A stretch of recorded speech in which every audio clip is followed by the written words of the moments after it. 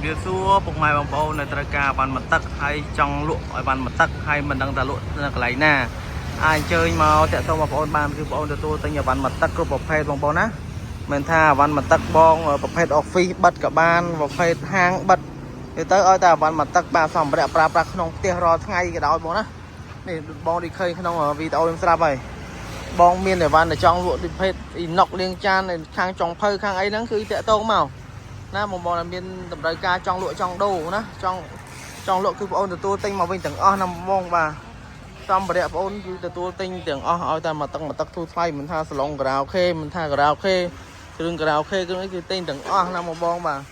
ជាស្អីហ្នឹងប្រភេទបាទអ៊ីណុកអីពូកមកទឹកប្រើប្រាស់ហើយចង់លក់ចង់ដូរគឺបងប្អូនទទួលទិញទាំងអស់បាទមិនឲ្យបងពិបាកទេបងប្អូនណាហើយសម្រាប់តែបងមានតម្រូវការចង់បានអវ៉ាន់មកទឹកក៏អាចអញ្ជើញតាក់ទងមកខាងឃ្លាំងមកទឹកម្ដង8ខាងបងប្អូនមកខ្ញុំមានសម្ភារៈជាច្រើនប្រភេទដូចគ្នាហើយកៅអី office តុក office បាទមានអ៊ីណុកមានខាងសាឡននេះក៏ទទួលទិញដែរបាទ